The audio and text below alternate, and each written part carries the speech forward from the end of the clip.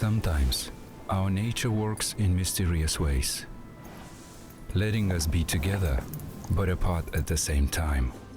To think that what matters to us concerns everyone, or trying hard for the others, worth forgetting ourselves.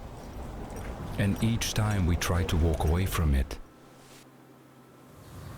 our nature points to the destination.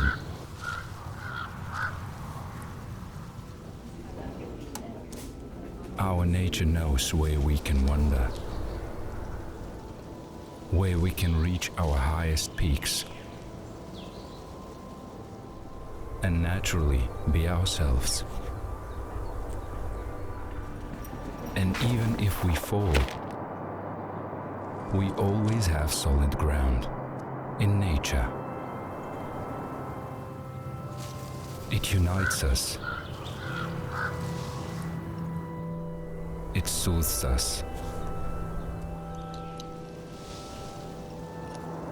It makes us who we are. So look closer. Find your true self in nature.